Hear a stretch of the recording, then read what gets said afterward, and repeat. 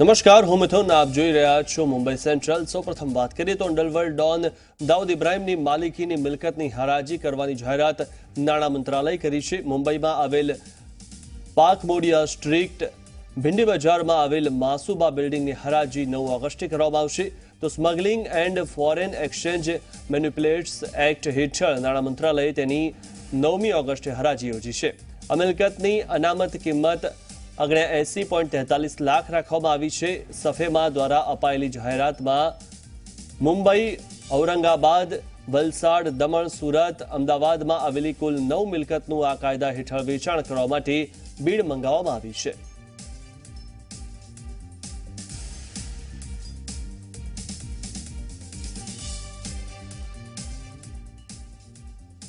મુંબઈમાં એક કે બે નહીં પણ અનેક નવા ડ્રગ્સે માર્કેટમાં કરી છે એન્ટ્રી. જે 2 કે તેથી વધારે ડ્રગ્સને મિક્સ કરીને તેનું મિશ્રણ બનાવવામાં આવે છે, જે વધુ ખતરનાક અને મોંઘું હોય છે. ત્યારે કયું છે આ ડ્રગ્સ અને તેની શું થાય છે અસર, જોઈએ આ વિશેષ અહેવાલમાં.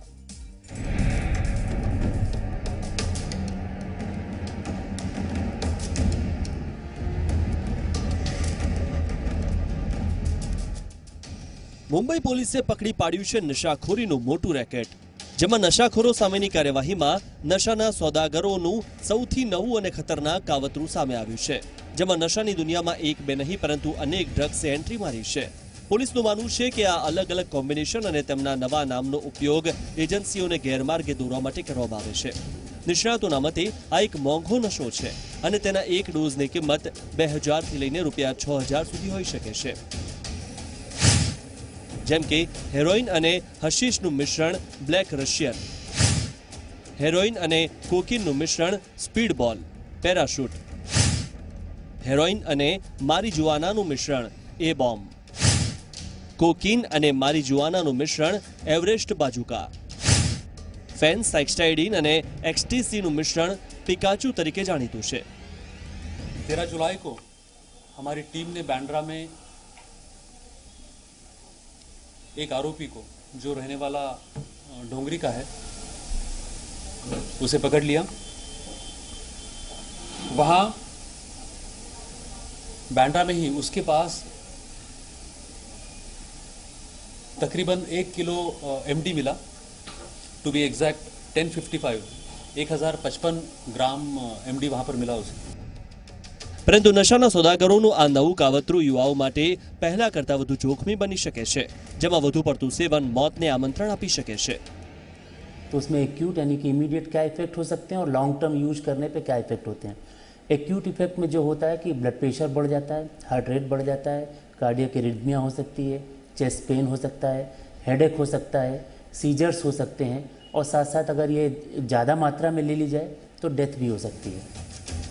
હાલમાં જ મુંબઈ પોલીસની ક્રાઇમ બ્રાન્ચે મંગળવારે 2 આરોપીઓની ધરપકડ કરી હતી, જેમની પાસેથી લગભગ 1.5 કરોડ રૂપિયાનું ડ્રગ્સ મળ્યું હતું. ત્યારે પોલીસે જે આરોપીઓની ધરપકડ કરી છે તેમની પૂછપરછમાં નવા ખુલાસાઓ બહાર આવી શકે છે. સંજય સિંહની સાથે રાકેશ ત્રિવેદી, ઝી મીડિયા, મુંબઈ. મુંબઈમાં મોટી ભરતી દરમિયાન દક્ષિણ મુંબઈના મરીન ડ્રાઈવના પ્રોમોનેડ પાસે સમુદ્રમાંથી 12,000 ટન કચરો અને કાટમાળ બહાર ફેંકાયો હતો, જેને લઈને સમુદ્રમાં કચરો ફેંકવા સંબંધી ગાઈડલાઈન બનાવવામાં આવે તેવી અરજી એનજીઓ દ્વારા કરવામાં આવી હતી. ત્યારે તેમાં કોર્ટે તેને મહત્વનો મુદ્દો ગણીને તાકીદે સુનાવણી યોજવાનું ઠરાવ્યું છે, જેમાં અરજીની આગામી સુનાવણી 30 જુલાઈએ હાથ ધરવામાં આવશે.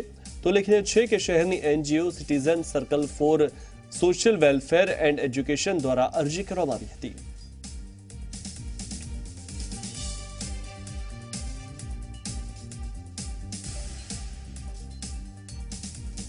પ્લાસ્ટિક પર બેન મુકાયા પછી શરૂ થયેલી તપાસ અને દરોડામાં જપ્ત કરાયેલ પ્લાસ્ટિકનું ઓક્શન કરવાનો નિર્ણય બીએમસી લીધો છે. જો કે શહેરની વિવિધ વોર્ડ ઓફિસમાં રાખવામાં આવેલ પ્લાસ્ટિકની હરાજી કરવાનો મહારાષ્ટ્ર પોલ્યુશન કંટ્રોલ બોર્ડના રજિસ્ટર્ડ રિસાયકલ્સને જ ઓક્શનમાં ભાગ લેવા મળશે, જેને લઈને વોર્ડ ઓફિસરોને આદેશ આપતો સર્ક્યુલર ટૂંક સમયમાં બીએમસી બહાર પાડશે. હાલ તો શહેરમાં વિવિધ સ્થળે પ્લાસ્ટિક કલેક્શનના ડબ્બા નાગરિકો માટે મૂકવામાં આવ્યા છે, જેનાથી પાલિકાએ 150 મેટ્રિક ટન પ્લાસ્ટિક એકઠું કર્યું છે. આ ઓક્શન દ્વારા પાલિકા દ્વારા જમા કરાયેલું પ્લાસ્ટિક રિસાયકલ્સને આપવામાં આવશે અને તેમાં એવી શરત રાખવામાં આવે છે કે પ્લાસ્ટિકનો યોગ્ય રીતે નિકાલ કરવામાં આવે.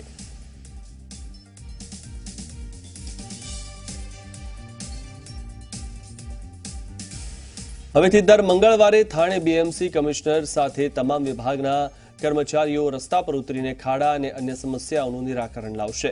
આ અંગેનો નિર્ણય બીએમસી દ્વારા લેવાયો છે. તો મનપાના કમિશનર સંજીવ જયસ્વાલે થાણેમાં ખાડાઓ અંગે નિરીક્ષણ કર્યું હતું. કમિશનરના આ નવા નિર્ણયના કારણે હવે અધિકારીઓ કામે લાગી ગયા છે.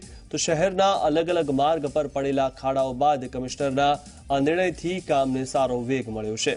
તો ખાડા સાથે વીજળી, કચરો, આરોગ્ય, સાર્વજનિક બાંધકામ, પાણી પુરવઠો સહિતના વિભાગના અધિકારી પણ દર મંગળવારે કમિશનર સાથે નિરીક્ષણ માટે મળશે.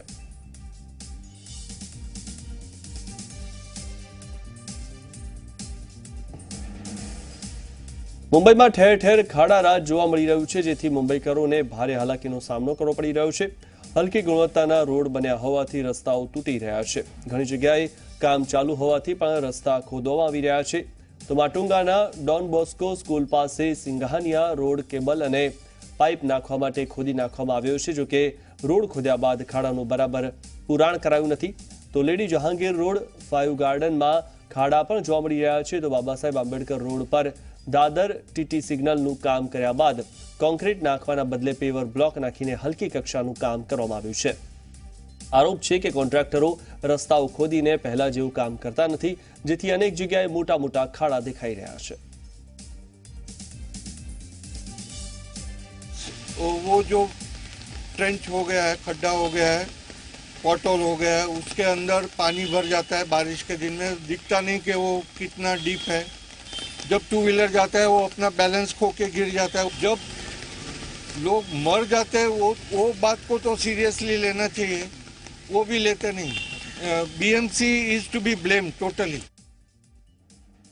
મહારાષ્ટ્રમાં ઘણા દિવસથી દૂધના ભાવને લઈને દૂધનું આંદોલન શરૂ થયું છે. ત્યારે સ્વાભિમાન ખેડૂત સંગઠનના સાંસદ રાજુ શેટ્ટીએ ગુજરાતથી મુંબઈ આવનાર મુંબઈ અમદાવાદ ટ્રેનને રોકવામાં આવી, પણ ટ્રેનને દૂધનું ટેન્કર જોડેલું નહોતું એટલે ટ્રેનને છોડવામાં આવી હતી. ગુજરાતથી ટ્રેન 6 ટેન્કર મહારાષ્ટ્રમાં લાવવામાં આવ્યા હોવાની માહિતી ખુલ્લી પડી ગઈ હતી. તે પછી ટ્રેન રોકવા માટે પોતે રાજુ શેટ્ટી બપોરે 12 વાગ્યાના આસપાસ દાણુ રેલવે સ્ટેશન પર પહોંચ્યા હતા. સરકારને પર રાજ્યમાંથી દૂધ મહારાષ્ટ્રમાં લાવવું હશે તો પોતાની જવાબદારી પર લાવવું એવો ઇશારો રાજુ શેટ્ટીએ આપ્યો છે. તે સાથે રસ્તા માર્ગે પણ દૂધ રાજ્યમાં ના આવે તે માટે રાજુ શેટ્ટી મંગળવારની આખી રાત ગુજરાતની સીમાના ચેકપોસ્ટ પર ઊભા રહ્યા હતા.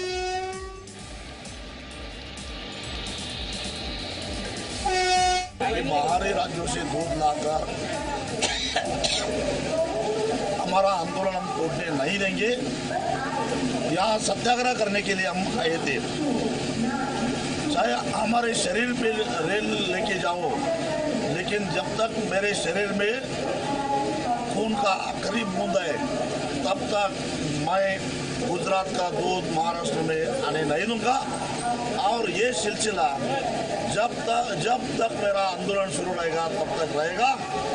देखता हूँ इनकी ताकत ज़्यादा है कि हमारे सत्य में ताकत ज़्यादा है, ये हमें देख.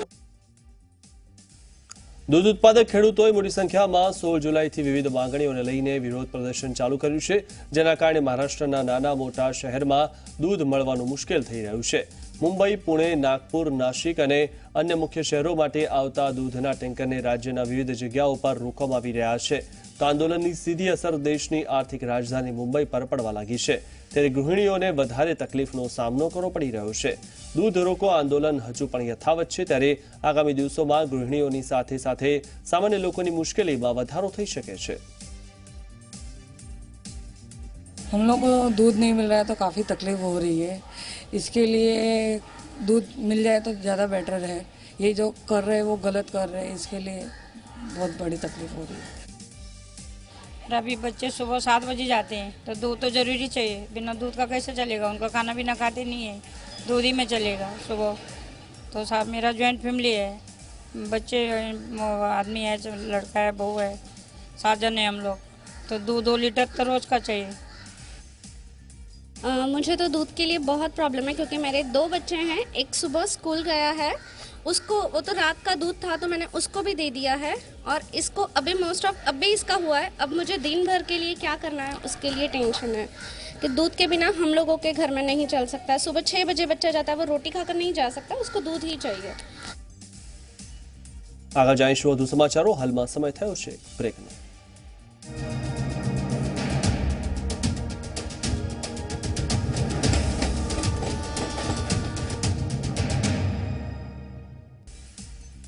બ્રેક બાદ આપનું સ્વાગત છે. મીરા રોડ પોલીસ સ્ટેશનના 3 પોલીસકર્મીને નશામાં ધૂત લોકોએ માર માર્યો હોવાની ઘટના સામે આવી છે. દારૂની પાર્ટી ચાલી રહી હતી અને ફરિયાદ બાદ મીરા રોડ પોલીસ જ્યારે તપાસ માટે એક બિલ્ડિંગમાં ગઈ હતી ત્યારે આ ઘટના બની હતી. 3 પોલીસને નશામાં ધૂત રહેલા 14 લોકોએ બંધ કરીને માર માર્યો હતો. આ 14 લોકોમાં 2 મહિલાનો પણ સમાવેશ થાય છે.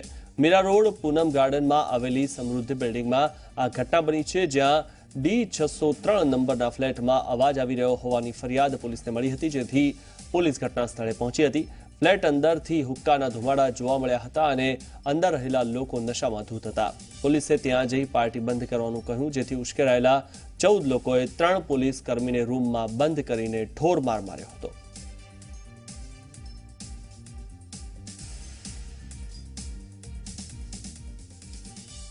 મુંબઈના એક લોકલ રેલવે સ્ટેશનનું નામ બદલાવા જઈ રહ્યું છે. ઘણા દિવસથી ચર્ચાઈ રહેલા પશ્ચિમ રેલવેના એલ્ફિસ્ટન સ્ટેશનનું નામ બદલીને પ્રભાદેવી કરવામાં આવશે. ઘણા સમયથી એલ્ફિસ્ટન સ્ટેશનનું નામ પ્રભાદેવી કરવાની જાહેરાત કરવામાં આવી હતી, જો કે તેના પર કોઈ નક્કર કામગીરી હાથ ધરાઈ નહોતી. પરંતુ હવે તે નિર્ણય પર મહોર લાગી છે અને ટૂંક સમયમાં જ આ સ્ટેશનનું નામ પ્રભાદેવી નામ કરી દેવામાં આવશે. તો આવતીકાલથી એલ્ફિસ્ટન સ્ટેશનનું નામ પ્રભાદેવી કરવામાં આવશે. સ્ટેશનના પાટિયા પર એલ્ફિસ્ટન નામ હટાવીને પ્રભાદેવી લખી દેવામાં આવશે.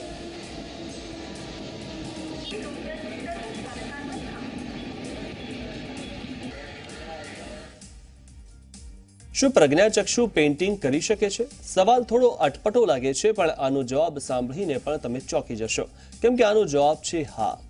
ચેલેન્જિંગ કામ કરી રહી છે કૃપા શાહ. કૃપા શાહ પોતે પેઇન્ટર છે. તેમણે મુંબઈની બ્લાઇન્ડ સ્કૂલમાં અંધજનો માટે પેઇન્ટિંગ વર્કશોપનું આયોજન કર્યું. આ વર્કશોપ સમયે પેઇન્ટિંગ કરતા સમયે જે કલર વાપરવામાં આવ્યા છે તે કલરને એકદમ ઓર્ગેનિક રીતે બનાવવામાં આવ્યા, જેમાં ફળ અને ફૂલનો ઉપયોગ કરવામાં આવ્યો. આ ઓર્ગેનિક કલર બનાવવાનું કારણ એટલું હતું કે પ્રજ્ઞાચક્ષુ વિદ્યાર્થીઓ તેની સુગંધથી તેને ઓળખી શકે. આ અંધજનોના વર્કશોપનો આખો ખર્ચો કૃપા શાહ જ ઉપાડે છે. કૃપા તેની કલાના માધ્યમથી સમાજ માટે કંઈક કરવા માંગે છે. ત્યાં પ્રજ્ઞાચક્ષુ બાળકોને પેઇન્ટિંગ શીખવાડીને એ સાબિત કરવા માંગે છે કે કલા કોઈની આધીન નથી. એ માત્ર નોર્મલ બાળકો માટે જ નહીં, પણ દિવ્યાંગ માટે પણ છે. દિવ્યાંગ બાળકો તેને નોર્મલ બાળકની જેમ જ કરી શકે છે.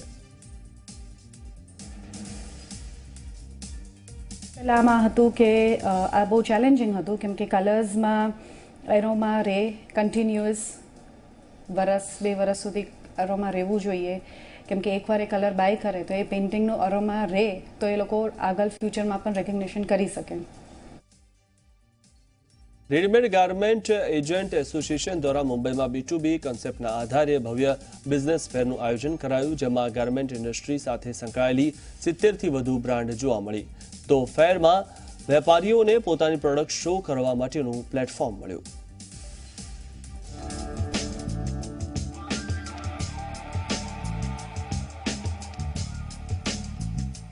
રેડીમેડ ગાર્મેન્ટ એસોસિએશન એટલે રાગા દ્વારા મુંબઈની JW મેરિયટ સહારામાં 2 દિવસીય ફેર આયોજિત કરવામાં આવ્યો.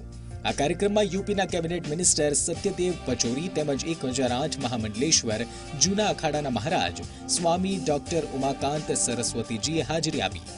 હોલસેલર, ડિસ્ટ્રીબ્યુટર, એજન્ટ અને દરેક વેપારીઓ એકબીજાને મળી શકે અને બિઝનેસ વધી શકે તે માટે આ બિઝનેસ ફેરનું આયોજન કરવામાં આવ્યું.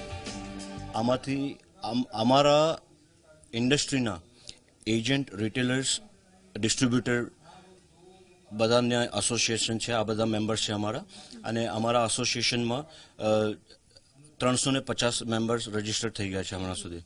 આના પછી અમારું નેક્સ્ટ ટાર્ગેટ છે કે ઓલ ઓવર ઇન્ડિયામાં આવી રીતે અલગ અલગ જગ્યા પર જઈને અમે આવા ફેર ઓર્ગેનાઇઝ કરવાનો પ્લાન કર્યો છે. આ દરમિયાન વેપારીઓએ તેમની વિવિધ માંગણીને લઈને યુપીના ખાદ્ય ઉદ્યોગ મંત્રી સત્યદેવ પિચોરી સમક્ષ રજૂઆત કરી. તો કેબિનેટ મંત્રીએ પણ આ માટે સકારાત્મક વિચાર કરવાનું आश्वासन આપ્યું. देखिए, गारमेंट्स के क्षेत्र में ये B2B फेयर बहुत आवश्यक है, क्योंकि वहाँ मैन्युफैक्चरर्स, हमें उत्तर प्रदेश से संबंधित जो मांगे हैं मैं सब पूरी करूँगा. मैं उत्तर प्रदेश को उत्तम प्रदेश बनाना चाहता हूँ. આધુનિક યુગમાં વસ્ત્રોદ્યોગને આગળ વધારવા તેમજ આંતરરાષ્ટ્રીય સ્તરે વેપારને પ્રોત્સાહન આપવા માટે B2B ફેર વેપારીઓ માટે એક પ્લેટફોર્મ સમાન છે. અમૂલ વાઘ સાથે દિશા કટારિયા, મુંબઈ. અતિવૃષ્ટિ થાય ત્યારે મુંબઈમાં ચારે બાજુએ જોવા મળે છે પાણી જ પાણી. ટ્રેન બંધ, વીજળી બંધ, ટ્રાફિકની સમસ્યા સર્જાય છે ત્યારે સામાન્ય લોકોની સાથે સાથે મૂંગા પશુઓએ પણ સહન કરવી પડે છે મુશ્કેલી.